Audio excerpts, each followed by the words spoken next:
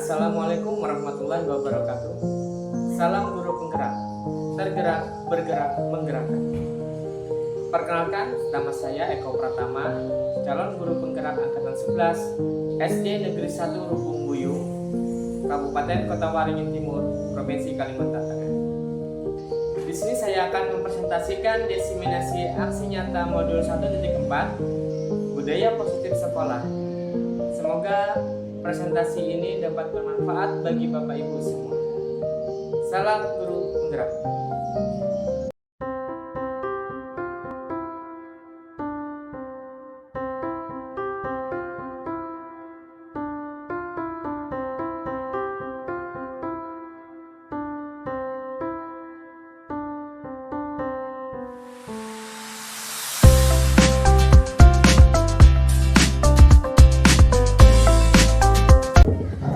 Assalamualaikum warahmatullahi wabarakatuh. Selamat pagi dan salam sejahtera untuk kita semua. Alhamdulillahirabbil alamin. Puji syukur kita panjatkan kehadiran Allah Tuhan Yang Maha Esa, karena pada pagi hari ini kita dapat berkumpul di kelas yang sederhana ini.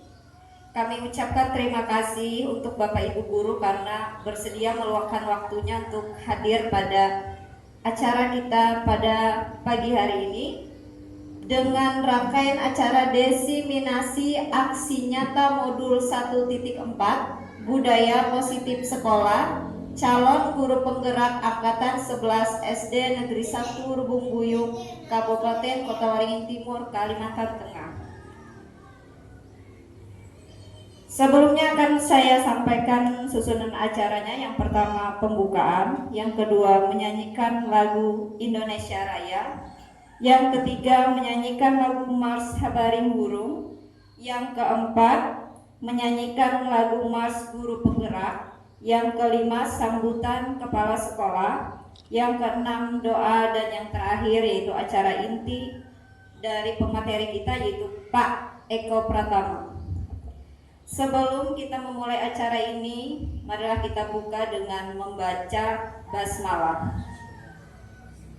Langsung saja pada acara yang kedua, menyanyikan lagu Indonesia Raya. Hadirin dimohon berdiri.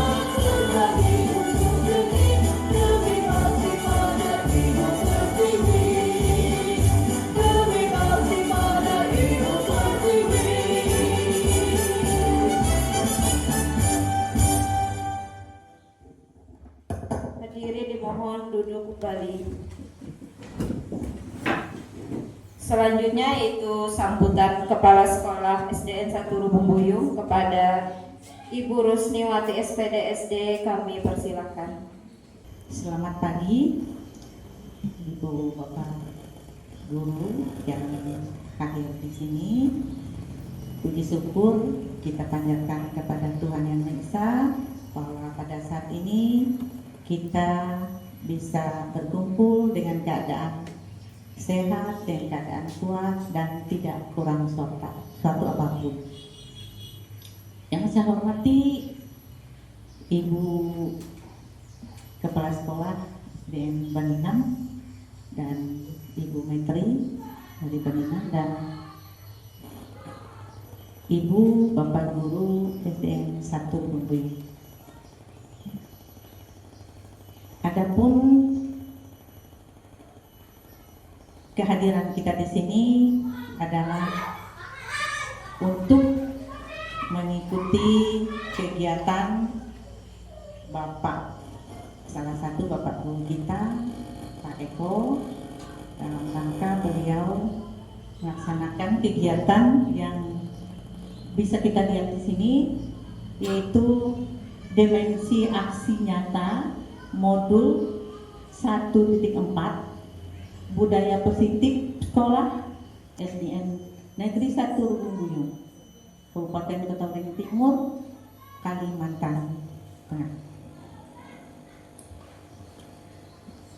Adapun yang bisa saya sampaikan untuk kita sebagai ibu dan sebagai peserta dalam kegiatan ini adalah untuk kita sama-sama belajar dan kita akan bekerja sama berkolaborasi dengan Pak Eko untuk juga kita bisa termotivasi bagi guru-guru yang belum mendapatkan kesempatan seperti ini, seperti Pak Eko. Jadi mudah-mudahan ada semangatnya juga bagi ibu bapak guru yang lain. Mudah-mudahan seperti itu ya. Dan untuk Pak Eko sendiri, kami juga berharap nanti Pak Eko bisa menularkan kegiatan-kegiatan positif ini untuk teman-teman yang lain. Semoga mereka juga bisa nanti mengikuti seperti yang dilakukan oleh Pak Eko. Dan saya ucapkan selamat bagi Pak Eko, selamat menjalankan kegiatan ini, dan kita boleh mengikutinya dengan seksama. Mungkin itu saja yang bisa saya sampaikan. Terima kasih untuk perhatiannya. Sekian. Acara selanjutnya yaitu pembacaan doa. Pembacaan doa ini akan disampaikan oleh Pak Hengki Kurniawan. Pada Pak Hengki kami persilakan. Assalamualaikum warahmatullahi wabarakatuh. Ya, di sini saya memimpin doa di mana sama-sama kita menundukkan kepala, menandakkan tangan, seraya berdoa kepada Tuhan Yang Maha Esa, Allah Subhanahu Wa Taala. Ila hidratin Nabi Mustafa Rasulullah Sallallahu Alaihi Wasallam wa kiram syedina lillahi al-Fatihah. A'udzu billahi minasyaitonir rajim. Bismillahirrahmanirrahim. Alhamdulillahi rabbil alamin arrahmanir rahim maliki yaumiddin. Iyyaka na'budu wa iyyaka nasta'in ihdinas siratal mustaqim siratal ladzina an'amta 'alaihim ghairil maghdubi 'alaihim waladdallin. Amin. Allahumma shalli wa sallim Muhammadin fil awwalin, Allahumma shalli wa sallim Muhammadin fil akhirin, wa sallim radhiyallahu tabaraka wa ta'ala sayyidina fi rasulillahi ajma'in. Amin amin amin ya Allah. Bismillahirrahmanirrahim. Allahumma inna nas'aluka salamatan fi dinina wa afiatan fi jasadina wa hidayatan fi ilmi wa barakatan fi rizqi wa tawbatan qabla al-maut wa rahmatan dan maut wa maghfiratan ba'da al-maut. Allahumma hawwina fi syakaratil maut wa najatan min nar wa fa'il hisab. Rabbana atina fid dunya hasanah wa fil akhirati hasanah wa qina adzabannar. Subhana rabbil izzati amma yasifun wa salamun alal mursalin walhamdulillahi rabbil alamin. Waalaikumsalam warahmatullahi wabarakatuh. Acara selanjutnya itu acara inti kita pada pagi hari ini. Kami persilahkan untuk Pak Eko Pratama untuk menyampaikan materinya, yaitu diseminasi budaya positif. Kami persilahkan untuk Pak Eko. Assalamualaikum warahmatullahi wabarakatuh. Selamat pagi, salam sejahtera untuk kita semua. Terima kasih kepada Ibu Kepala Sekolah SD 1 Rubung Buyung yang telah memberikan waktu dan jadwal untuk saya menyampaikan aksi nyata modul 1.4 dalam program Guru Penggerak Diseminasi Budaya Positif di SDN Negeri 1 Rubung Buyung. Perkenalkan, nama saya Eko Pratama. Di sini saya sebagai calon guru penggerak angkatan 11 Kabupaten Kota Waringin Timur, Kalimantan Tengah. Sebelum kita memulai, karena ini pas ya, saling berpasangan, kita melakukan ice breaking sebentar. Silakan Bapak Ibu yang sudah berpasangan berhadap-hadapan.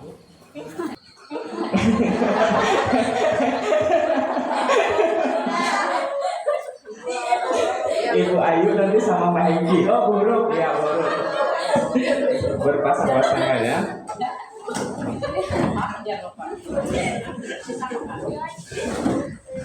Kita lihat. Di sini kita diminta senyum selama 30 detik. Senyum berhadapan selama 30 detik. Nah, dalam 30 detik itu akan ketahuan apa yang terjadi. Berhadapan dan senyum. Kita mulai. 1, 2, 3.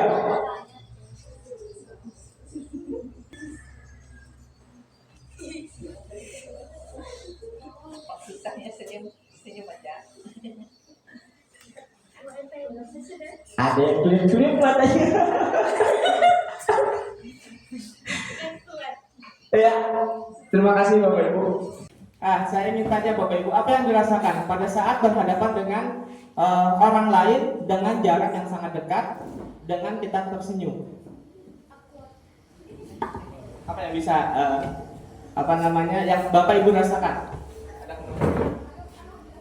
Merasa lucu, semakin mau tersenyum.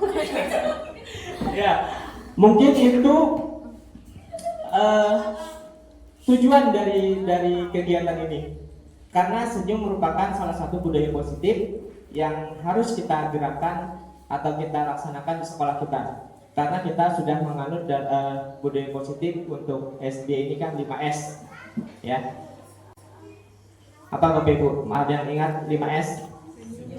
Senyum, sapa, salam, sopan dan santun. Nah, itulah Bu. Senyum itu yang pertama. Maka dari itu kita biasakan senyum setiap hari kepada anak didik kita. Nah, sebelum kita mulai, kita melakukan kesepakatan forum diseminasi dulu. Yang pertama, kita saling menghargai siapapun kita. Menjadi pendengar yang baik, mengangkat tangan saat bertanya, berbicara saat dipersilahkan, mengikuti forum dengan saksama, mengaktifkan mode silent pada HP. Sepakat Bapak Ibu ya? Nah, seperti ini juga nanti kita di kelas melakukan kesepakatan kelas dengan siswa kita. Nah, di sini Bu. Jadi seorang guru yang baik harus memiliki kemampuan dalam mewujudkan budaya positif di sekolah. Budaya positif tersebut dapat dijalankan dengan menerapkan konsep-konsep inti seperti disiplin positif, motivasi perilaku manusia, keyakinan sekolah atau keyakinan kelas, karena kita kebanyakan guru kelas, jadi kita melaksanakan keyakinan kelas. Kebutuhan dasar manusia, posisi kontrol restitusi dan segitiga restitusi. Nah, kita awali dengan disiplin positif terlebih dahulu. Nah, disiplin positif merupakan suatu cara penerapan disiplin yang mengajarkan anak bertanggung jawab dan menumbuhkan kesadaran diri berdasarkan nilai-nilai kebajikan. Nah, apa Bu nilai-nilai kebajikan itu? Banyak Bu ya. Bertanggung jawab tuh nilai kebajikan, saling menghormati nilai kebajikan, saling menghargai nilai kebajikan, tanpa membeda-bedakan agama, suku dan ras, itu juga nilai-nilai dari kebajikan. Disiplin diri dapat membuat peserta didik memahami dan menyadari berdasarkan motivasi internal, bukan akibat paksaan, pujian, ataupun hukuman. Nah, jadi di kurikulum Merdeka ini dan sudah diterapkan, itu tidak ada lagi yang namanya hukuman dan pujian. Kalau pujian berupa verbal itu masih diperbolehkan, tapi kalau pujian berupa reward kayak hadiah, pemberian hadiah, itu tidak dibenarkan Bapak Ibu. Hukuman pun tidak, baik verbal maupun fisik, tidak dibenarkan sekarang. Jadi kalau anak itu melakukan kesalahan, sebaiknya kita lakukan dengan nanti ada kegiatan yang namanya segitiga restitusi. Nanti kita sampai ke sana. Disiplin positif lebih ke arah disiplin diri yang dapat mengontrol diri dalam melakukan segala tindakan. Nah, di sini Bu ada 6 karakter dalam profil pelajar Pancasila. Yang pertama itu beriman bertakwa kepada Tuhan Yang Maha Esa dan berakhlak mulia. Yang kedua mandiri. Yang ketiga berkebinekaan global. Yang keempat bergotong royong. Kelima kreatif. Keenam bernalar kritis. Nah di sini mungkin Bapak Ibu ada yang hafal lagunya, lagu profil pelajar Pancasila. Ada yang hafal? Belum hafal. Nah ini bagus, nanti kita nyanyikan bersama anak-anak. Jadi anak-anak akan selain itu juga anak-anak akan memulai mengolah pola pikirnya. Tidak lagi yang namanya bullying-bullying, itu tidak ada lagi nanti. Kalau sudah menerapkan 6 karakter profil pelajar Pancasila. Nah yang kedua, motivasi perilaku manusia. Ada 3 motivasi perilaku manusia. Yang pertama, untuk menghindari ketidaknyamanan atau hukuman. Jadi motivasi yang kita berikan itu tidak berupa hukuman, ya, sehingga membuat siswa itu tidak nyaman. Yang kedua, untuk mendapatkan imbalan atau penghargaan dari orang lain, itu tidak dibenarkan, ya. Untuk menjadi orang yang mereka inginkan dan menghargai diri sendiri dengan nilai-nilai yang mereka percaya. Dari dengan nilai-nilai kebajikan tadi yang harus kita tanamkan pada diri siswa. Yang selanjutnya, yang ketiga, yaitu keyakinan sekolah dan keyakinan kelas. Karena kita di sini kebanyakan guru SD itu adalah guru kelas, jadi kita nanti masing-masing kelas itu harus membuat yang namanya keyakinan kelas dan ditempel di dinding, terserah mau di pojok baca, mau di dinding di depan seperti ini bisa, agar siswa tersebut tahu apa-apa yang sudah menjadi keyakinan kelas itu.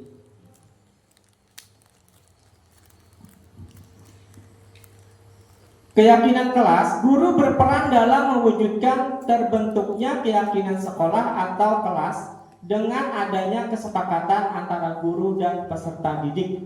Nah, jadi harus ada kesepakatan antara guru dan peserta didik. Peserta didik yang membuat pernyataan, guru yang mengontrolnya. Jika itu sesuai maka dikerjakan, dilaksanakan, tapi jika tidak sesuai bisa ditinggal. Keyakinan sekolah atau kelas berupa pernyataan-pernyataan universal yang mudah diingat dan dipahami dan harus diterapkan di lingkungan sekolah atau kelas.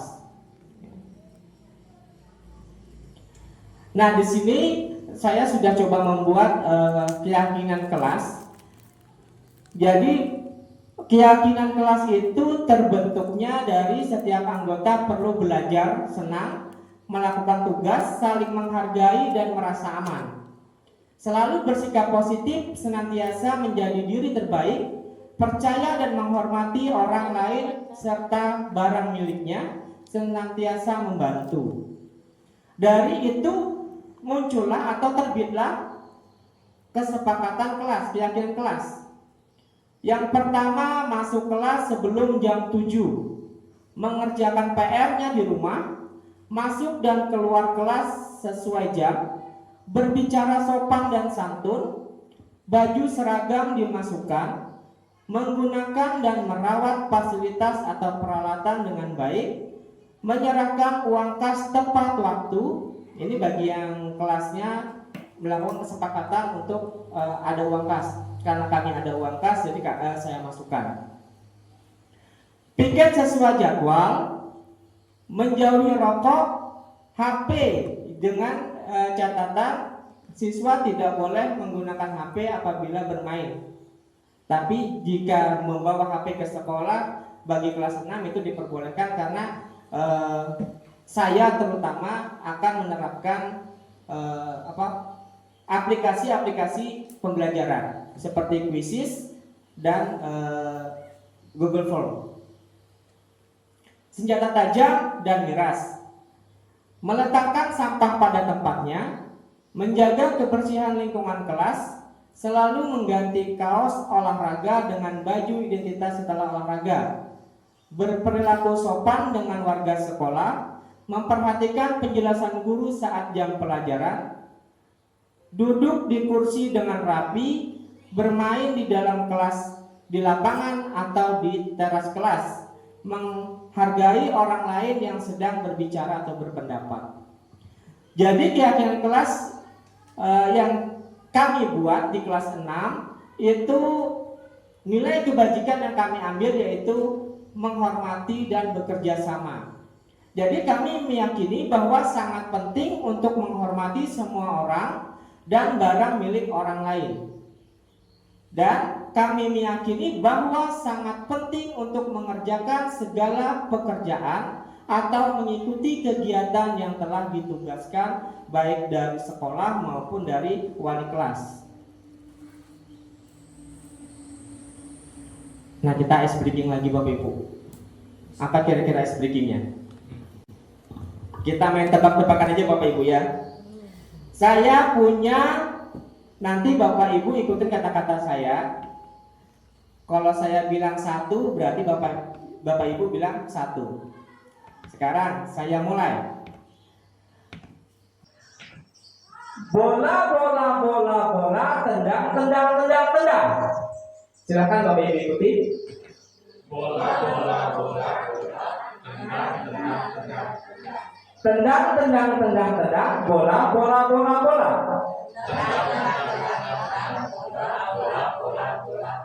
Nah, sekarang siapa yang bisa menjawab?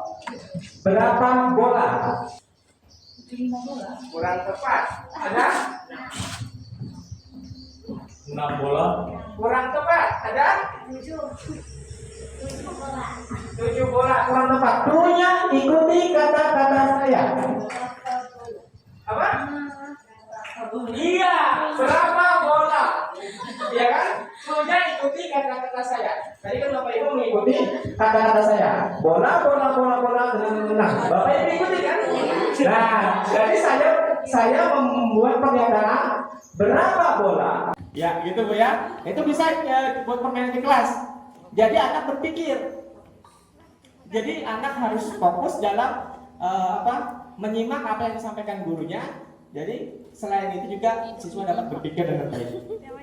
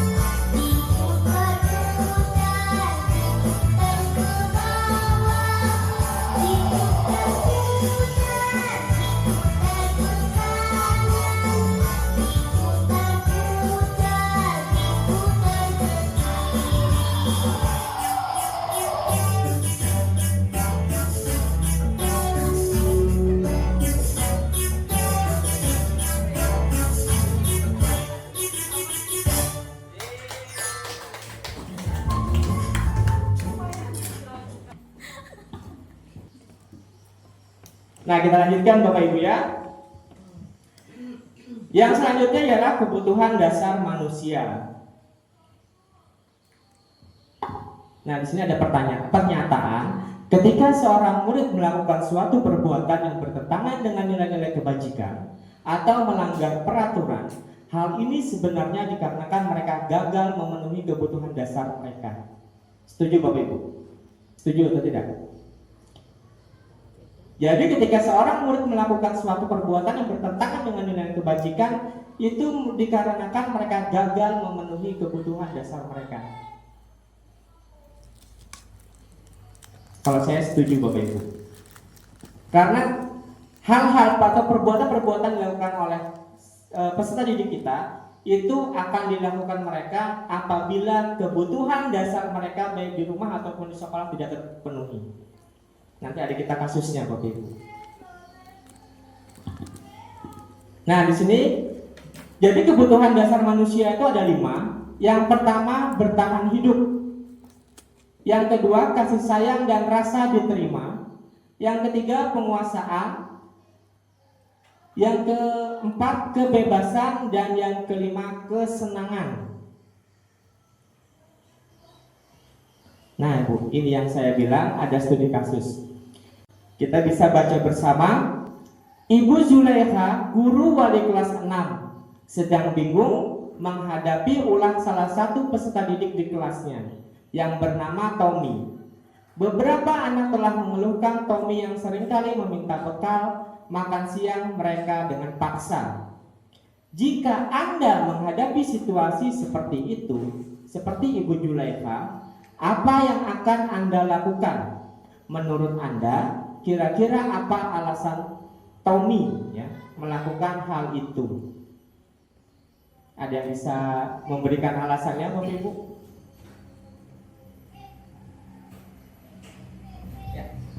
Terima kasih untuk kesempatannya. Melihat studi kasus ini, menurut saya seorang anak yang bernama Tommy melakukan hal tersebut karena kebutuhan dasarnya tidak terpenuhi, yaitu bertahan hidup. Yang saya lakukan apabila saya berada di situasi seperti Ibu Zulaikha ini, melihat anak yang bekerja, saya akan menanyakan apakah di rumah dia sudah sarapan atau belum. Bisa jadi dia melakukan itu karena dia kelaparan. Dan yang bisa kita lakukan adalah mungkin menawarkan dia makan, memberi dia makan, atau memang anak-anak seperti ini biasanya dilatar belakangi oleh beberapa anak di rumah itu sering kebutuhannya tidak diperhatikan. Misalkan makanannya, kemudian mungkin dia ke sekolah tidak diberi jajan sementara yang lain diberikan. Sehingga salah satu cara dia untuk bertahan hidup adalah merebut apa yang dimiliki oleh temannya begitu. Karena perilaku anak itu seringkali dilatar belakangi oleh alasan-alasan tertentu. Itulah kemudian tugas kita untuk tidak langsung menghakimi atau menyalahkan, tetapi mencari tahu anak ini seperti ini karena apa. Karena semua perilaku anak baik atau buruk itu selalu terbentuk karena suatu keadaan dan ada alasannya. Terima kasih. Iya, terima kasih. Kita beri aplaus dulu buat Bu Eka ya. Sangat bagus Bu ya. Mungkin ada lagi Bapak Ibu yang ingin memberikan tanggapan serta alasannya sebelum kita kupas alasan-alasan yang telah hasil dari investigasi dari Ibu Zulaikha. Tidak ada ya. Kita lanjut. Alasan yang pertama. Ya, betul sekali apa yang disampaikan sama Ibu Mega. Jadi alasan pertama itu karena dia lapar dan orang tuanya tidak membawakannya bekal makan siang. Maka kebutuhan dasar yang sedang berusaha dipenuhi oleh Tommy adalah kebutuhan untuk bertahan hidup atau survival. Jadi bagaimanapun kalau kebutuhan hidup kita itu tidak terpenuhi, kita pasti akan melakukan sesuatu yang negatif. Tapi bagaimana caranya? Kita sebagai guru itu bijak dalam menangani kasus-kasus seperti ini. Kita lihat alasan yang kedua. Karena dia merasa senang temannya jadi memperhatikan dia. Berarti dia kurang perhatian, baik itu di rumah maupun di sekolah. Ketika temannya melaporkan tindakannya itu pada gurunya, dan gurunya memberitahu orang tuanya, sehingga orang tuanya jadi memperhatikan dia, maka kebutuhan dasar yang sedang dipenuhi Tommy adalah kebutuhan akan kasih sayang dan rasa diterima.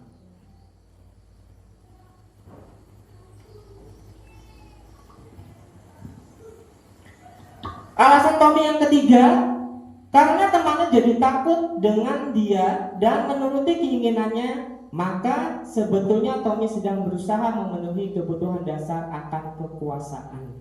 Jadi kalau orang kita bilang tuh hendak menjadi jagoan, ya itu karena kurang kasih sayang tadi. Alasan yang keempat, karena dia merasa bosan dengan bekal makanan yang dibawakan ibunya dari rumah, karena ibunya selalu membawakan bekal yang sama. Oleh karena itu, dia ingin mencoba makanan teman-temannya yang beraneka ragam. Maka Tommy sedang berusaha memenuhi kebutuhan akan kebebasan, ya. Dan alasan yang kelima, dia melakukannya karena iseng saja, dan ia menikmati ekspresi wajah teman-temannya yang kesal karena diambil makanannya, dan menurut dia ekspresi teman-temannya itu lucu. Nah, maka berarti Tommy sedang berusaha memenuhi kebutuhannya akan kesenangan. Nah, jadi itu Bapak Ibu. Jadi satu kasus bisa kita gali beberapa alasan Bapak Ibu ya. Jadi jangan langsung kita kita tindak bahwa dia salah. Jadi kita harus tahu dulu apa alasan dia melakukan hal itu. Seperti kasus pada saat ada pendampingan kemarin, ada siswa yang berkelahi. Apa yang dilakukan oleh pendamping saya kemarin? Yaitu melakukan segitiga restitusi. Tapi beliau melakukan yang namanya segitiga yang pertama, tahap yang pertama, yaitu melakukan penyesuaian identitas, ya. Nanti kita lihat di sini. Nah, yang keempat yaitu posisi kontrol restitusi. Ada 5 posisi kontrol restitusi. Nah, ini sangat penting bagi kita sebagai seorang guru. Yang pertama, guru sebagai penghukum. Itu dulu.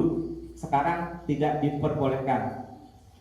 Yang kedua, guru sebagai pembuat merasa bersalah. Ini sewaktu-waktu kita perlukan karena agar siswa itu tidak mengulanginya kembali dan merasa bersalah bahwa yang dia lakukan itu memang salah. Guru sebagai teman, guru sebagai pemantau, dan guru sebagai manajer.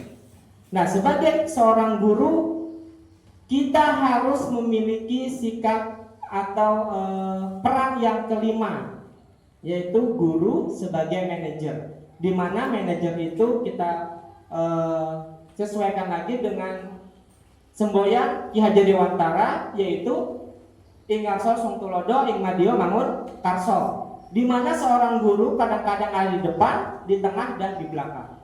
Itu yang harus kita lakukan. Jadi tidak ada lagi guru yang sebagai penghukum, ya. Itu sudah dihapuskan sebenarnya, ya. Tidak ada lagi, baik secara verbal maupun fisik. Nah, di sini kita lihat Bapak Ibu ada 5 posisi kontrol. Motivasi, identitas gagal, identitas berhasil. Jadi dari identitas gagal menuju identitas berhasil, ya. Dan akhirnya nanti menjadi kontrol diri. Guru berbuat, penghukum, menghardik, menunjuk-nunjuk, menyakiti, menyindir, itu yang tidak boleh. Membuat rasa bersalah, berceramah dan mengatakan seharusnya ibu kecewa, itu juga kita kurangi, ya. Nah, lalu kita ke identitas berhasilnya sebagai teman, sebagai pemantau, dan pada akhirnya nanti kita adalah sebagai manajer, ya. Jadi mengajukan pertanyaan-pertanyaan seperti yang dilakukan oleh ibu siapa tadi itu? Juleha tadi. Jadi beliau tidak langsung menghukum, tidak langsung membuat dia merasa bersalah, tapi dia menganggap teman, pemantau, dan akhirnya menjadi manajer. Lalu guru berkata sebagai penghukum, kalau kamu tidak melakukannya, awas ya, rasakan. Nah, itu kan salah satu yang harus kita hindari, Kamu seharusnya sudah tahu, ibu oleh sekali mengatakan ibu stres. Tuh jangan sekali-sekali kita mengucapkan itu. Mengucapkan hal-hal yang negatif itu, Bu ya. Itu tidak diperbolehkan. Jadi yang sebaiknya kita lakukan, ayolah lakukan demi ibu atau demi bapak ya. Masa kamu tidak mau, ingat tidak ibu pernah bantu. Kemudian pemantaunya apa peraturannya. Dan yang terakhir sebagai manajer, apa yang kita yakini, apa yang bisa kita kerjakan untuk memperbaiki masalah ini. Nah, dampak bagi muridnya apa kalau kita sebagai manajer? Yaitu mengevaluasi diri bagaimana memperbaiki dirinya. Tuh ya. Nah, posisi kontrol restitusi, di antara kelima posisi kontrol tersebut, sebaiknya seorang guru menggunakan posisi kontrol sebagai manajer. Ini yang harus kita tanamkan dalam diri kita. Sebagai manajer, guru dapat berbuat sesuatu bersama peserta didik, mempersilahkan peserta didik bertanggung jawab dan mendukung peserta didik agar dapat menemukan solusinya. Selain itu, posisi manajer mengacu pada restitusi yang dapat menjadikan peserta didik sebagai manajer bagi guru sendiri, bagi dirinya sendiri, sehingga dapat tercipta identitas positif pada diri peserta didik. Nah, ini yang penting, segitiga restitusi. Jadi tahapan-tahapan segitiga restitusi, yang pertama menstabilkan identitas. Yang kedua, validasi tindakan yang salah dan menanyakan keyakinan kelas. Ini yang saya lakukan pada saat praktek kemarin. Jadi seandainya di satu kelas itu ada terjadi sebuah kasus, maka kita tidak langsung memberi hukuman atau teguran di depan siswa lain.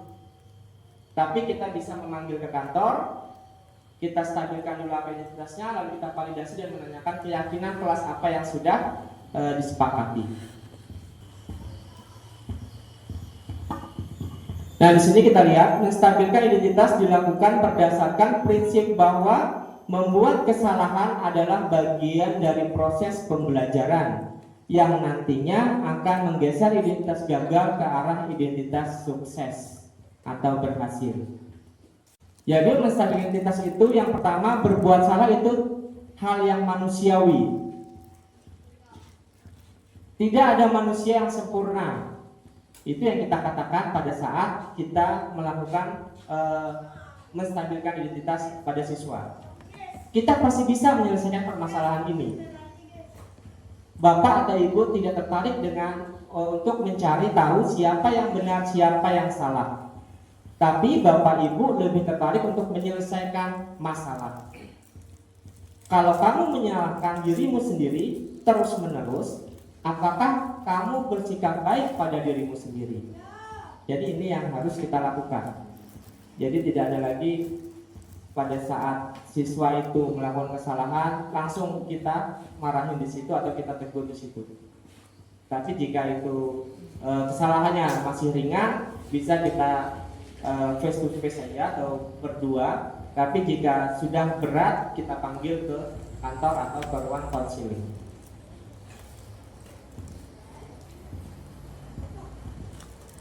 Jadi tindakan yang kedua itu validasi tindakan yang salah.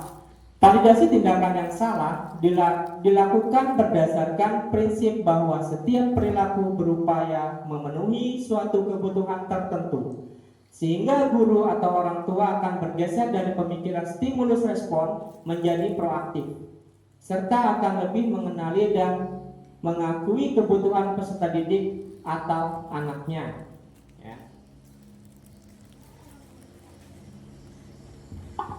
Nah, yang kita lakukan apa pada validasi tindakan yang salah?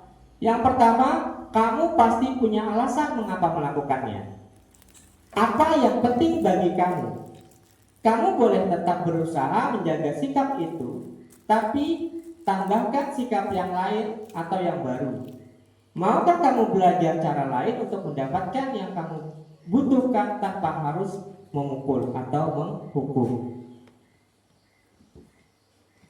Yang ketiga yaitu menanyakan keyakinan.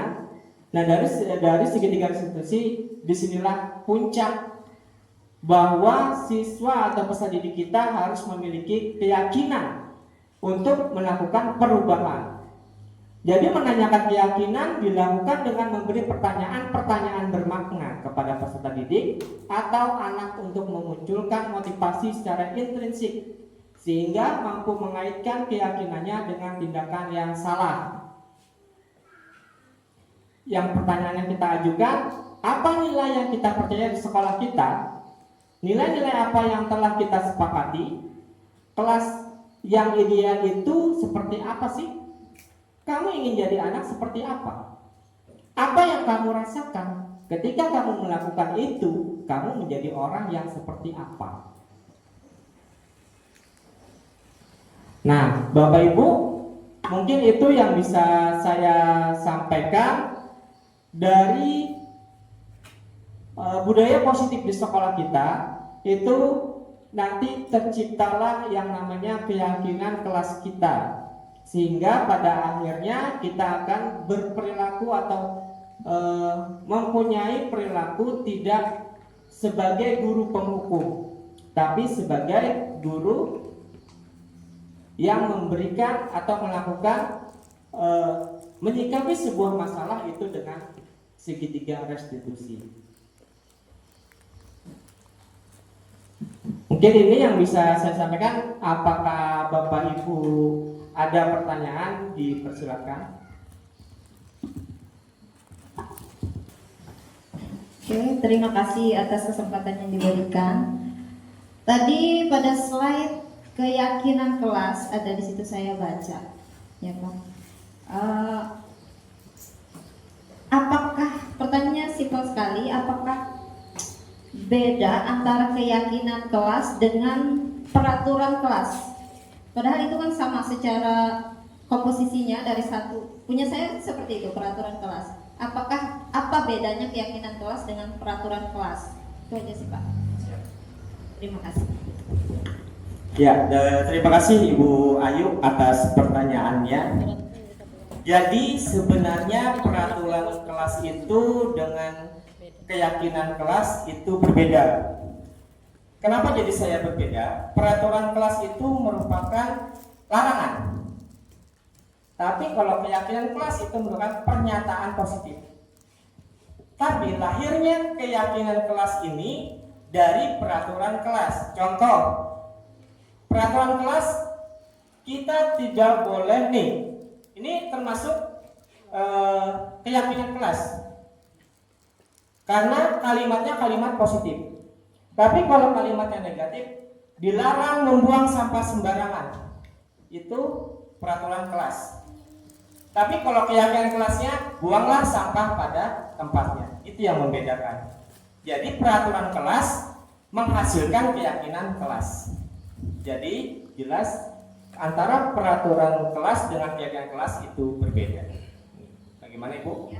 Ya, terima kasih. Yang semoga dengan jawaban ini nanti kita bisa menerapkan semua kelas, bahwasanya kita ada membuat peraturan kelas dan keyakinan kelas. Nanti kita tempel, apakah kita buat binder atau kita buat kreasi kita dari karton, karena itu akan membuat siswa, selain kita budayakan positif, ya budaya positif yang kita terapkan, juga siswa akan budaya literasinya. Karena dengan banyaknya tulisan-tulisan yang ada di kelas kita, itu membuat siswa sekilas pasti membaca. Dengan membaca berarti budaya literasinya semakin hidup. Apalagi kalau di kelas kita sediakan mading. Jadi untuk kreasi siswa membuat apapun karya siswa, baik itu puisi, tulisan dan lain-lain, itu bisa kita buat, kita tampilkan, kita pajang di kelas. Mungkin itu. Ada lagi Bapak Ibu? Terima kasih atas kesempatan yang diberikan kepada kami. Seperti kata Ibu Ayu tadi, simpel saja pertanyaannya. Karena saya guru kelas 1. Kelas 1 itu sering saya berikan gambar-gambar dan mereka mewarnai. Apa itu termasuk mading juga atau majalah ini? Ya, terima kasih. Siap. Jadi kalau gambar-gambar berupa hasil karya anak atau mewarnai Bu ya, itu bisa kita katakan mading. Cuman itu nanti ada yang namanya tempelan dinding. Nah, jadi tetap masuk ke mading karena itu dipajang di kelas. Jadi namanya mading kelas. Bisa. Iya. Jadi itu nanti kalau kreatif lagi, Ibu bisa membimbingnya lagi untuk bercerita dari gambar itu. Jadi dengan tulisan dia, kemudian ide dia, misalnya dia berfantasi atau berimajinasi bahwasanya ini adalah pemandangan dan lain-lain. Itu adalah karya dia. Jadi itu yang kita hargai. Jadi anak itu merasa, oh aku dihargai sama ibu, sama bapak. Gitu. Terima kasih Bu. Terima kasih atas kesempatannya. Di sini saya terima kasih telah diundang untuk mengikuti kegiatan diseminasi di Sekolah SD Negeri 1 Bukuyung. Di sini saya sedikit menambahkan untuk keyakinan kelas tadi itu sangat bagus atau sangat baik untuk diterapkan di setiap kelasnya, karena kita melibatkan peserta didik kita untuk membuat kesepakatan bersama. Nah, jadi di sana ketika kita membuat keyakinan kelas itu, kita melibatkan peserta didik, kita meminta pendapat anak kira-kira apa yang perlu kita terapkan di kelas kita. Nah, jadi hasil dari keyakinan kelas itu tidak mengikat peserta didik kita, karena itu adalah hasil dari kesepakatan kita bersama. Jadi anak itu tidak kesannya itu tidak terpaksa, tapi dia akan menjalankan keyakinan itu dengan rasa senang, rasa bahagia. Nah, kita itulah yang ingin kita capai, yaitu membuat peserta didik merasa nyaman, aman, dan senang dia berada di kelas. Terus untuk menanggapi sedikit, mengasih tambahan juga untuk yang tadi tempel-tempelan di kelas itu sangat bagus juga, sangat menginspirasi.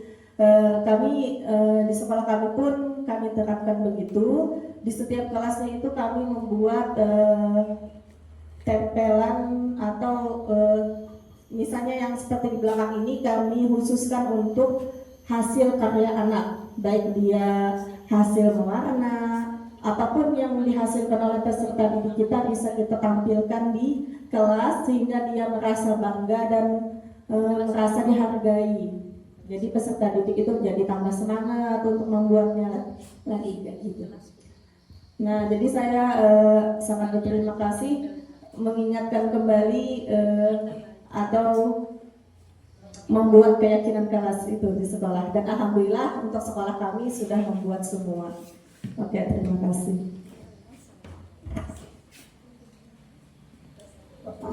Ya, terima kasih buat Ibu Kepala Sekolah SDN 1 Baninan. Mudah-mudahan apa yang sudah diterapkan di SDN 1 Baninan, kami juga bisa menerapkannya. Mungkin ada lagi Bapak Ibu? Oh ya, Pak.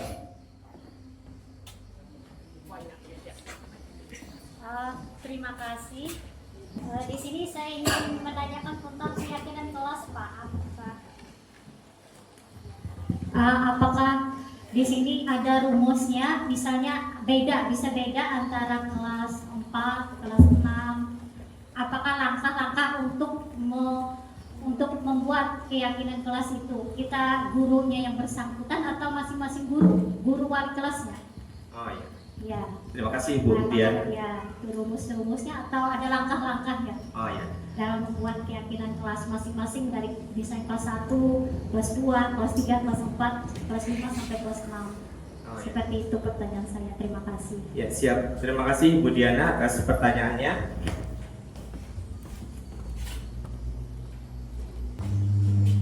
Nah, jadi keyakinan kelas khususnya di SD dari kelas 1 sampai kelas 6 itu tidak harus sama.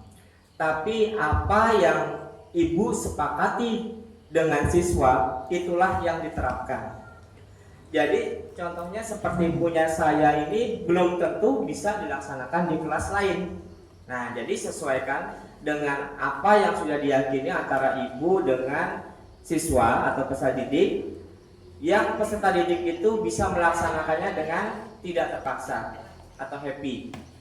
Bahwasanya kalau rumusnya itu tidak ada, tapi bagaimana cara kita membimbing peserta didik untuk membuat pernyataan-pernyataan dan itu bisa dilakukan tanpa ada paksaan.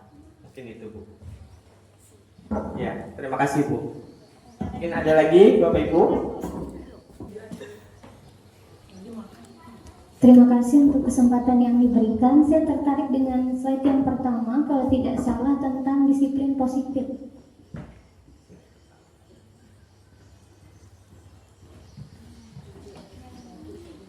Yang di bagian pemberian reward. Ya.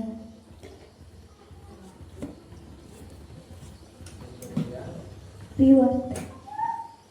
Ya. Ya.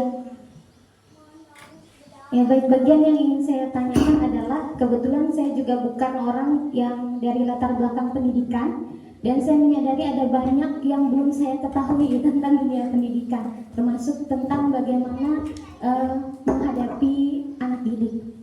Nah, saya tertarik di bagian pemberian reward. Tadi dikatakan bahwa kalau kurikulum merdeka sekarang itu sudah dihapuskan untuk pemberian reward atau hadiah kepada anak, kecuali yang non verbal. Pertanyaan saya, kenapa kemudian kalau menghapus bagian memberi hukuman, mungkin saya sepakat ya. Tapi untuk pemberian reward ini, apakah memungkinkan di kurikulum yang sekarang itu masih sesekali kita berikan? Tidak hanya sebatas reward, misalkan menempelkan hasil karya anak di kelas atau memberikan pujian verbal begitu. Karena saya melihat kalau misalkan ada reward untuk penghargaan pada satu pencapaian anak di bagian keadaan tertentu, itu akan membuat mereka terpicu atau merangsang keinginan mereka untuk memaksimalkan potensi diri atau belajar pada titik maksimal, karena ada penghargaan yang saya tidak mengatakan untuk diberikan dalam setiap keadaan, karena yang namanya reward itu kan suatu hadiah ya. Hadiah itu hanya dapat diberikan ketika mereka mencapai pada titik-titik tertentu, pencapaian-pencapaian mereka diapresiasi. Nah, kalau misalkan bagian ini dihilangkan, saya merasa seringkali anak-anak itu menjadi lesu begitu. Karena menurut saya anak-anak itu perlu untuk dirangsang sesekali sehingga mereka dapat mencapai potensi maksimal dirinya. Karena kalau kita hanya puji dengan pujian, anak-anak ini kan sifatnya kalau tindakan itu mereka mudah ingat. Kalau misalkan kita kasih hadiah, mereka bisa melihat, mereka bisa memakai, itu akan terekam di dalam alam bawah sadar si anak, ketimbang kita hanya memberikan pujian. Memang pujian perlu, apresiasi pekerjaan tangannya itu perlu, tapi saya rasa pemberian reward itu juga perlu, karena saya juga mengakui saya sering kali memberikan reward untuk anak-anak. Jadi saya bingung, apakah ini saya salah atau seperti apa begitu. Dan kalau misalkan ini sudah dihilangkan, bagaimana tanggapan ibu bapak guru supaya saya juga tidak salah dalam merangsang anak-anak memberikan pelajaran, karena secara teknik mengajar, jujur saya juga masih belajar begitu. Terima kasih. mungkin bisa kita. Siap. Terima kasih Ibu Mega ya. Pertanyaan yang sangat bagus dan kritis juga. Di sini pemerintah sebenarnya menghapuskan atau dunia pendidikan menghapuskan reward itu secara terus-menerus atau berkala. Tapi kalau sesekali tidak apa-apa. Reward yang bisa kita ganti itu bisa berupa, kalau kelas 1 biasanya kita kasih bintang, ya itu seperti itu yang diinginkan oleh kurikulum kita sekarang. Tapi tidak menutup kemungkinan untuk memberikan berupa barang. Mungkin itu salah satunya untuk memotivasi peserta didik untuk lebih kreatif, lebih maju lagi dalam pola pikirnya. Tapi sekarang pemerintah itu memikirkan seperti ini. Seandainya itu dilakukan terus-menerus, berapa dana yang akan ibu keluarkan? Kan itu yang dijadikan pertimbangan pemerintah serta pertimbangan dari psikologi untuk menghilangkan atau tidak menggunakan reward, tapi menggantinya dengan verbal dan cara lain. Ya seperti tadi, memberi bintang, memberi stiker pada anak seperti itu. Nanti dia kalau kita memberi stiker itu biasanya dia cerita, apalagi anak kelas 1. Dia akan bercerita ke orang tuanya bahwa saya hari ini dapat stiker apa, senyum atau apa, atau dengan tindakan itu bisa dilakukan kayak seperti memeluk. Nah, itu dia akan beda rasanya. Tapi tidak menutup kemungkinan, saya tekankan lagi, tidak menutup kemungkinan untuk melakukan reward berupa barang. Cuman kalau bisa sesekali saja. Karena jangan sampai pola pikir anak nanti bisa tertanam bahwasanya saya akan berusaha jika ada sesuatu yang diberikan Bapak Ibu guru. Nah itu yang diharapkan oleh kurikulum kita dan pemerintah, agar anak itu tidak berpikir bahwasanya saya melakukan ini karena sesuatu yang ada diberikan oleh Bapak Ibu guru. Mungkin itu Ibu Mega. Tapi tidak dilarang sepenuhnya. Nah, sekali boleh beli permen, boleh coklat, boleh. Asal jangan HP.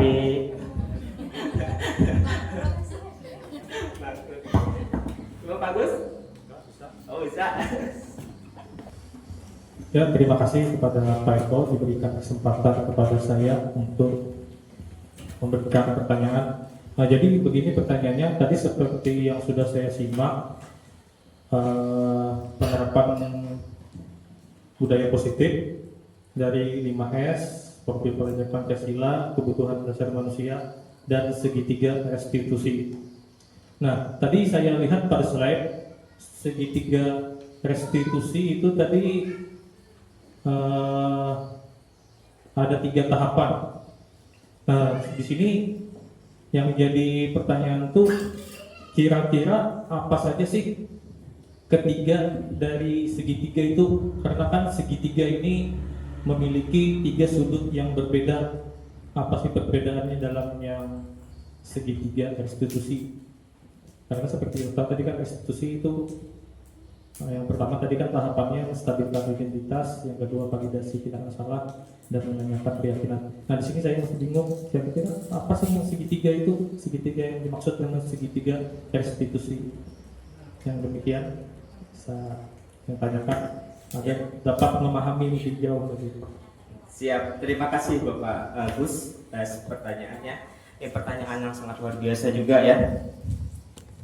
Nah, segitiga restitusi di sini adalah langkah-langkah yang ditempuh oleh seorang guru. Tapi biasanya di sini dilakukan oleh guru BK kalau di tingkat SLTP dan SLTA. Tapi karena kita sebagai guru kelas itu mencakup semua, jadi kita sebagai guru BK, sebagai guru kelas, kita juga harus menguasai. Jadi langkah-langkah segitiga restitusi tadi ada 3 tahapan. Yang pertama, menstabilkan identitas. Jika peserta didik melakukan sebuah anggaplah kasus atau kesalahan, atau tindakan yang berbuat salah gitu ya. Jadi kita yang pertama adalah kita tanya dulu apa sebenarnya yang terjadi. Itu kita menstabilkan identitas. Apa yang terjadi? Kita gali, lalu kita masuk ke tahap yang kedua, yaitu validasi tindakan yang salah. Kita tanya kepada siswa atau peserta didik, apakah tindakan dia tadi salah atau benar. Tapi di sini kita tidak mencari salah benarnya. Kita hanya ingin anak itu paham bahwa tindakan yang dia lakukan itu tidak tidak harus dilakukan. Itu yang kedua. Dengan cara kita meyakinkan memang kita itu adalah manusia yang tidak sempurna, kita bisa melakukan kesalahan itu. Tapi jangan pada si tindakan yang salah itu kamu salah seperti itu, tidak. Tapi kita meyakinkan pada anak bahwa tidak boleh dilakukan bahwa ini seperti itu. Dan kita meyakinkan lagi kepada anak bahwa kita sebagai manusia itu pasti melakukan kesalahan karena tidak ada manusia sempurna. Kita kembalikan lagi untuk penguatan siswa. Dan kita masuk yang ke tahapan ketiga. Setelah kita menanyakan apa sih yang sebenarnya terjadi, kemudian kita yakinkan siswa bahwa kita sebagai manusia yang tidak sempurna, dan kita menanyakan keyakinan. Menanyakan keyakinan inilah poinnya. Apa yang akan siswa itu lakukan atau janji siswa dalam memperbaiki masalah itu. Contoh, misalnya ada yang terlambat datang. Jika terlambat datang, kita tidak langsung menghukum atau menghardiknya bahwa kamu seperti ini, kamu seperti tidak. Tapi kita tanyakan kepada dia, apa yang menjadi penyebab dia bisa datang terlambat. Yang pertama. Yang keduanya, kita validasi tindakan yang salahnya. Bahwasanya Bapak juga pernah terlambat, tapi Bapak tidak akan mengulanginya lagi. Karena Bapak juga manusia dan bisa melakukan kesalahan. Itu yang kita tanamkan pada anak. Jadi anak itu tidak merasa begitu bersalah, tapi dia merasa bersalah. Nah, kemudian yang ketiganya, kita tanyakan keyakinannya. Apa seandainya diberi izin lagi, apa yang ingin kamu lakukan agar tidak terlambat? Inilah yang dimaksud dengan keyakinan. Biasanya anak itu alasannya kan kalau terlambat bergadang, main HP terlalu malam, seperti itu. Nah, dari itu kita ambil keyakinannya. Apa yang kamu yakini bahwasanya kedepannya kamu tidak akan terlambat lagi? Otomatis anak akan berpikir, saya tidak akan main HP hingga malam lagi Pak atau Bu. Saya akan menyalakan alarm, ya, sebagai penanda saya agar tidak terlambat lagi. Saya akan meminta orang tua saya untuk membangunkan pagi-pagi. Nah, itulah yang dimaksud dengan menanyakan keyakinan. Jadi dalam segitiga restitusi tadi, yang pertama menstabilkan identitas tadi itu kita menanyakan masalahnya apa. Lalu validasi tindakan yang salah tadi, kita meyakinkan bahwa kepada siswa atau peserta didik bahwasanya manusia itu tidak sempurna dan manusia bisa melakukan kesalahan. Dan yang intinya dari segitiga restitusi adalah menanyakan keyakinan perubahan apa yang akan dilakukan peserta didik jika ingin tidak terlambat lagi, seperti itu. Mungkin itu Bapak Agus yang bisa saya jelaskan. Itu yang kedua. Dengan cara kita meyakinkan memang kita itu adalah manusia yang tidak sempurna, kita bisa melakukan kesalahan itu. Tapi jangan pada si tindakan yang salah itu kamu salah seperti itu, tidak. Tapi kita meyakinkan pada anak bahwa tidak boleh dilakukan bahwa ini seperti itu. Dan kita meyakinkan lagi kepada anak bahwa kita sebagai manusia itu pasti melakukan kesalahan karena tidak ada manusia sempurna. Kita kembalikan lagi untuk penguatan siswa. Dan kita masuk yang ke tahapan ketiga. Setelah kita menanyakan apa sih yang sebenarnya terjadi, kemudian kita yakinkan siswa bahwa kita sebagai manusia yang tidak sempurna, dan kita menanyakan keyakinan. Menanyakan keyakinan inilah poinnya. Apa yang akan siswa itu lakukan atau janji siswa dalam memperbaiki masalah itu. Contoh, misalnya ada yang terlambat datang. Jika terlambat datang, kita tidak langsung menghukum atau menghardiknya bahwa kamu seperti ini, kamu seperti tidak. Tapi kita tanyakan kepada dia, apa yang menjadi penyebab dia bisa datang terlambat. Yang pertama. Yang keduanya, kita validasi tindakan yang salahnya. Bahwasanya Bapak juga pernah terlambat, tapi Bapak tidak akan mengulanginya lagi. Karena Bapak juga manusia dan bisa melakukan kesalahan. Itu yang kita tanamkan pada anak. Jadi anak itu tidak merasa begitu bersalah, tapi dia merasa bersalah. Nah, kemudian yang ketiganya kita tanyakan keyakinannya. Apa seandainya diberi izin lagi, apa yang ingin kamu lakukan agar tidak terlambat? Inilah yang dimaksud dengan keyakinan. Biasanya anak itu alasannya kan kalau terlambat bergadang, main HP terlalu malam, seperti itu. Nah, dari itu kita ambil keyakinannya. Apa yang kamu yakini bahwasanya kedepannya kamu tidak akan terlambat lagi? Otomatis anak akan berpikir, saya tidak akan main HP hingga malam lagi Pak atau Bu. Saya. Bagaimana Pak Agus? Apakah bisa diterima? Nah, baiklah Pak Agus, untuk lebih jelasnya mari kita lihat video tentang pelaksanaan segitiga restitusi yang sudah saya lakukan. Baik, kita lihat bersama-sama Bapak Ibu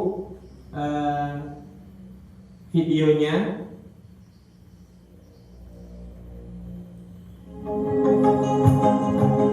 Nah, ini merupakan video tentang segitiga restitusi yang sudah saya lakukan dari kasus siswa terlambat dan siswa suka mencontek atau melihat hasil kerja temannya.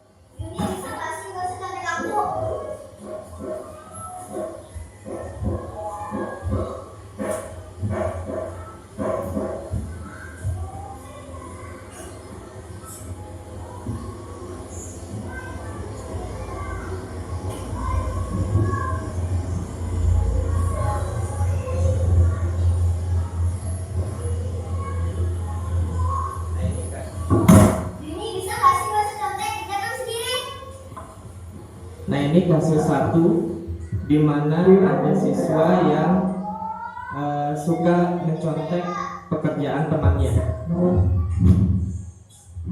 Oke, ini kerjakan sendiri, bilang nanti ke kantor Bapak ya. Nah, sekarang Yunika, apa yang ingin kamu lakukan sama Wila? Iya, boleh minta maaf.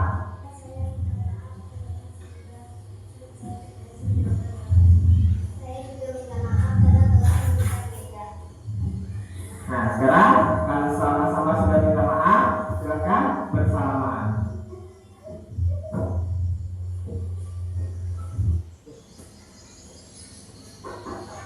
Assalamualaikum. Ya, waalaikumsalam. Masukilah.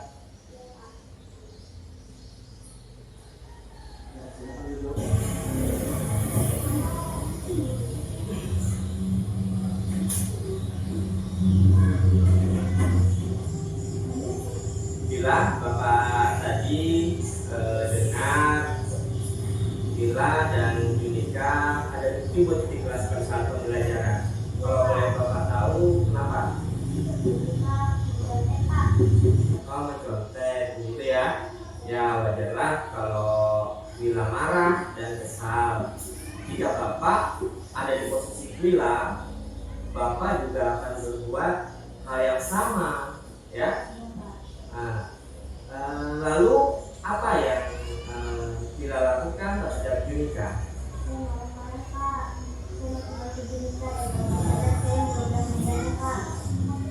Oh begitu. Pasti Wila melakukan itu semua ada alasannya kan?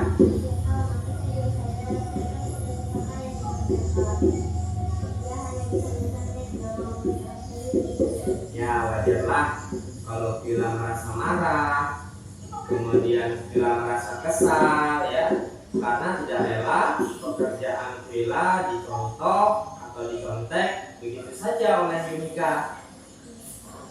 Bapak sangat menghargai tindakan Wila yang tidak berbuat lebih buruk daripada itu. Misalnya dengan memukul dan berbuat kasar kepada Yunika. Nah sekarang coba kita pikirkan tindakan Wila marah sampai menggebrak meja, apakah sesuai dengan keyakinan kelas yang kita tentukan? Tidak ya? Nah, menurut Wila keyakinan kelas apa yang sudah Wila langgar? Iya, saling menghormati antar teman. Ya betul Wila. Menurut Wila saling menghormati antar teman itu penting tidak bagi Wila? Penting ya? Nah baik. Kalau menurut Wila itu penting, jadi keyakinan apa yang harus Wila lakukan pada saat Wila sedang marah?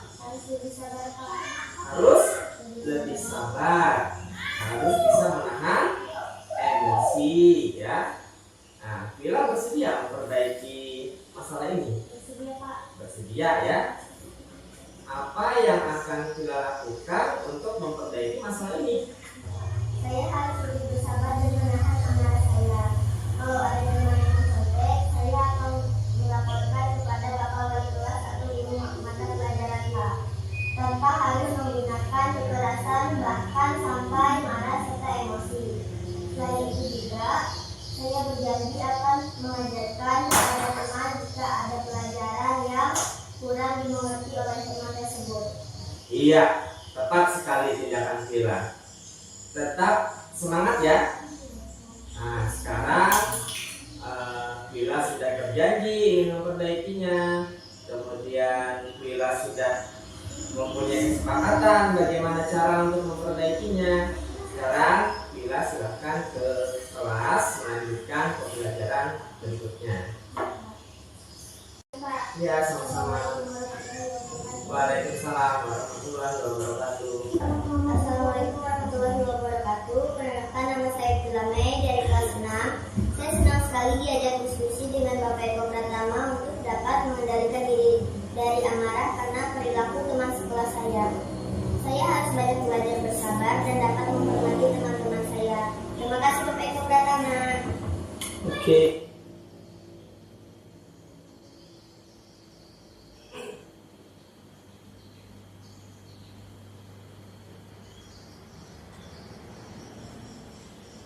Nah ini kasus kedua, ada siswa terlambat ke sekolah, hadir ke sekolah. Ada siswa terlambat hadir ke sekolah. Nah kita kemarin sudah membahas pangkat 3. Nah sekarang kita akan membahas tentang akar pangkat 3. Kita di sini contohnya kita lihat 10.648 akar pangkat 3 sama dengan berapa? Nah kita lihat. Waalaikumsalam. Lambat selesai? Dari mana? Oke, nanti Sasa jelaskan sama Bapak alasan Sasa terlambat hari ini. Nanti setelah istirahat Bapak tunggu di ruang konseling ya. Biasa dulu untuk pelajarannya.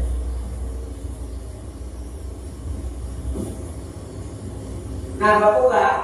Di sini ada 10.648 ya.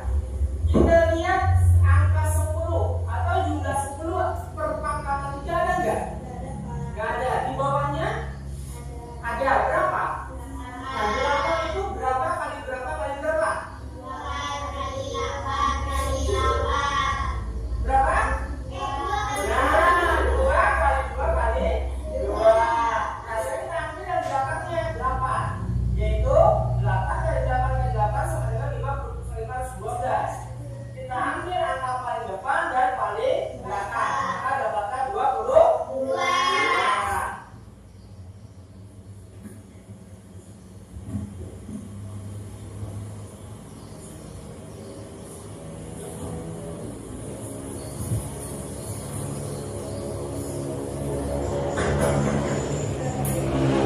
Ya, waalaikumsalam warahmatullahi wabarakatuh.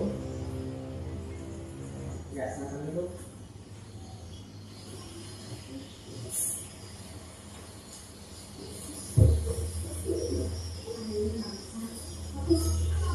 Gimana Salsa?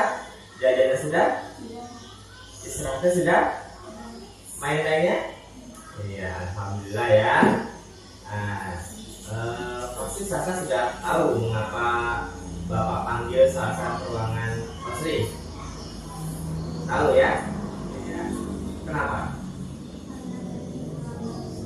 Iya, terlambat masuk kelas atau terlambat datang ke sekolah, ya. Kalau menurut Salsa, seingat Salsa sudah berapa kali Salsa terlambat? 3 kali. Nah, kalau menurut Bapak 3 kali terlambat itu sudah sering ya? Sering berarti dalam masuk kategori sering. Kenapa Bapak bilang sering? Karena kalau bisa terlambat itu 1 kali aja. Kalau bisa, tapi kalau nggak bisa tidak usah terlambat, ya, tepat waktu, ya. Baik Salsa, berbuat kesalahan itu manusiawi, ya, karena setiap orang pasti pernah melakukan kesalahan, ya enggak? Nah, termasuk Bapak pun begitu, Bapak pernah melakukan kesalahan. Yang terpenting kita bisa belajar dari kesalahan tersebut dan berusaha untuk memperbaikinya. Setuju Salsa? Setuju ya? Nah Salsa, sekarang kita cari solusinya bersama ya. Salsa sudah berapa kali tadi datang terlambat? 3 kali, pasti punya alasannya ya. Nah, kenapa sih Salsa sering datang terlambat? Karena saya sering datang Pak, karena saya sering dan main HP dan lupa waktu Pak. Ya, saya sering pulang tidur. Nah, jadi dengan bergadang, asal mulanya kita asik main HP nih, main HP, lupa waktu, lalu bergadang jadinya. Nah, dengan bergadang itu kurang tidur ya kan? Nah, itulah yang menyebabkan Salsa terlambat, ya. Saya tahu keyakinan kelas yang sudah kita sepakati. Tahu ya? Apa keyakinan kelas yang sudah kita sepakati? Iya, datang ke sekolah 15 menit sebelum pelajaran dimulai. Itu ya? Benar. Seandainya terlambat datang ke sekolah, itu sesuai dengan keyakinan kelas kita tidak? Tidak ya? Nah, menurut Salsa, keyakinan kelas apa yang sudah Salsa langgar? Keyakinan disiplin, betul ya. Nah, kemudian menurut Salsa, disiplin itu penting tidak? Penting Pak, karena dengan disiplin bisa membuat saya tidak terlambat datang ke sekolah dan tepat waktu serta bisa menghargai waktu Pak. Nah, betul Salsa. Menghargai waktu itu penting ya, dan sangat bermanfaat untuk kita. Seperti kita dapat menghargai orang-orang yang ada di sekitar kita, pekerjaan jadi tidak menumpuk ya, dan kita juga dapat melatih rasa kepedulian. Ya Pak, saya menyesal sudah beberapa kali terlambat masuk ke sekolah. Saya mohon maaf sudah beberapa kali terlambat ke sekolah. Iya, tidak apa-apa Salsa ya. Sikap yang sangat baik sudah Salsa lakukan dengan meminta maaf. Menurut Salsa, apa yang akan Salsa lakukan agar tidak datang terlambat ke sekolah? Saya tidur lebih cepat dan tidak bergadang lagi main HP sampai larut malam. Saya juga minta ibu untuk membangunkan saya pagi-pagi dan menyalakan alarm agar tidak kesiangan bangun dan tidak datang terlambat ke sekolah. Iya, setuju Bapak ya. Baik, Salsa sudah menemukan solusinya, dan Bapak akan bekerjasama dengan orang tua Salsa melalui buku penghubung ya, agar Salsa tidak datang terlambat lagi ke sekolah ya. Nah, sekarang Salsa silakan kembali ke kelas untuk mengikuti pembelajaran berikutnya. Makasih Pak. Ya. Assalamualaikum warahmatullahi wabarakatuh Pak. Waalaikumsalam warahmatullahi wabarakatuh. Assalamualaikum warahmatullahi wabarakatuh. Perkenalkan, nama saya Salsabila dari kelas 6. Saya senang sekali diajak diskusi dengan Bapak Eko Pratama untuk menemukan solusi yang telah saya lakukan. Saya tidak akan begadang lagi dan main HP hingga larut malam lagi, agar saya tidak terlambat datang ke sekolah dan tidak tertinggal pelajaran. Terima kasih Bapak Eko Pratama. Itulah Bapak Ibu praktik penerapan segitiga restitusi yang sudah saya lakukan. Nah, mungkin ini juga menjawab pertanyaan dari Bapak Agus Setia Rahman, bahwasanya ada 3 sudut atau 3 langkah ya Pak Agus ya, dalam segitiga restitusi tadi sudah terlihat di video tersebut. Mungkin itu yang bisa saya sampaikan Pak Agus. Terima kasih. Ya, terima kasih Pak Eko atas penjelasannya. Alhamdulillah bisa dipahami lebih jauh lagi tahapan dalam segitiga restitusi. Ya, terima kasih. Ya, terima kasih kembali Pak. Nah, sebenarnya Bapak Ibu di segitiga restitusi ini mengontrol kita dalam hal emosi.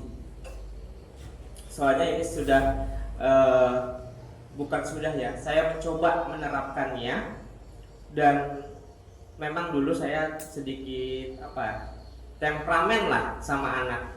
Saya sering menegur di depan kelas, tapi setelah saya terapkan, saya ajak anak itu bercanda, saya ajak anak itu sebagai teman, lalu saya terapkan hal seperti ini, itu membantu kita juga untuk menjaga emosi kita, menstabilkan emosi kita, dan mengontrol emosi kita, agar kita itu bisa lebih bijak menghadapi anak bukan sebandel ya, apa yang namanya, seunik apapun anak itu. Iya, betul.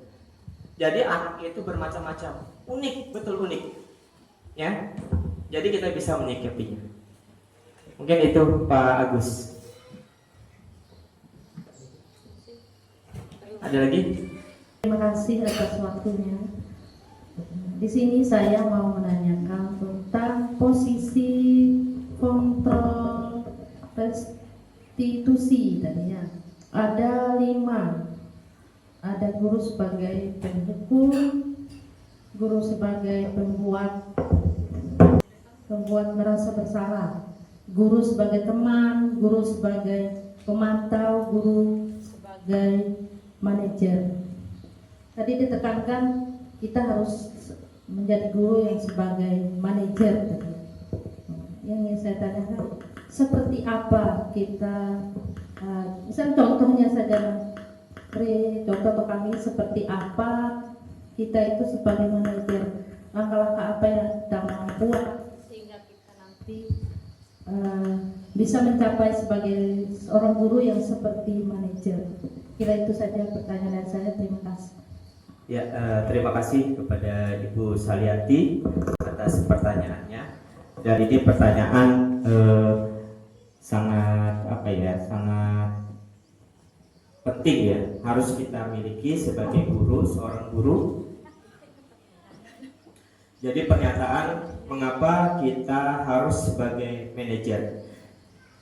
Dari posisi kontrol restitusi ini ada 5. Tadi sebagai penghukum, pembuat merasa bersalah, teman, pemantau, dan manajer. Kenapa difokuskan kita harus menjadi manajer? Karena manajer ini adalah finalnya dari perilaku kita sebagai guru. Contohnya, jika ada anak yang melakukan kesalahan, berbuat salah, itu kalau dulu kita langsung menghukum, ya kan? Karena di sini memang ada guru sebagai penghukum. Seiring berjalannya waktu, itu mulai dihilangkan, sehingga terbitlah Undang-Undang Perlindungan Anak. Nah, kemudian guru sebagai pembuat merasa bersalah, itu berarti kita mencoba meyakinkan siswa atau peserta didik kita bahwasanya yang dilakukan itu salah, sehingga dia tidak akan mengulanginya lagi. Guru sebagai teman, kita rangkul dia dengan kita menggali informasi apa yang sebenarnya terjadi, baik di rumah tangganya atau di sekolah bersama temannya. Guru sebagai pemantau, itu kita perilaku siswa kita itu harus kita tahu, sebenarnya kita pantau. Nah, intinya guru sebagai manajer ini kita lagi kembalikan ke filosofi Ki Hajar Dewantara yang semboyan Ki Hajar Dewantara, ing ngarsa tulodo ing madio mangun parso, di mana seorang guru itu bisa menjadi pemimpin, bisa menjadi teman, dan bisa menjadi pendorong atau motivator. Nah, disinilah. Jadi jika ada siswa yang melakukan kesalahan, kita sebagai pemimpin berarti kita bijak dalam mengambil sebuah keputusan yang akan dilakukan oleh anak tersebut. Kemudian kita sebagai teman, kita gali informasi sebanyak-banyaknya. Apa yang sebenarnya terjadi sehingga dia melakukan kesalahan itu, baik itu intern ataupun ekstern dari diri siswa atau peserta didik. Nah, kita sebagai motivator, kita tuh mendorong siswa agar siswa tersebut tidak melakukan kesalahan lagi dan meningkatkan prestasinya. Itu yang dimaksud dengan manajer. Nah, maka dari itu kita dianjurkan posisi kontrol yang terkuat pada diri kita adalah posisi kontrol manajer. Nah, mungkin itu intinya adalah kita sebagai manajer. Sebagai manajer, seperti ibu kepala sekolah, apabila beliau mendapati anak buahnya yang pasti tahulah anak buah beliau ini sedang terjadi apa, entah di rumah atau di sekolah, pasti beliau tahu.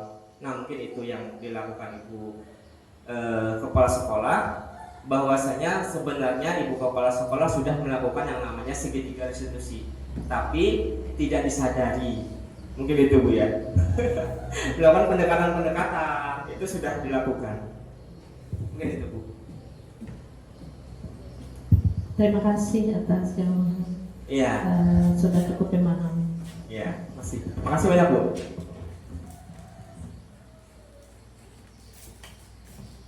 Nah, jadi di situ bisa Bapak isi atau Bapak Ibu isi umpan balik untuk saya. Jadi tanggapan Bapak Ibu tentang kegiatan ini yang pertama, yang kedua masukan-masukan untuk saya dari kegiatan ini dan kedepannya bagaimana. Kemudian saran. Nah, itu Bapak Ibu. Terlalu kecil tempat manunya. Nanti kasih lagi nanti Bu, biar banyak. Jadi tempelannya banyak juga nanti.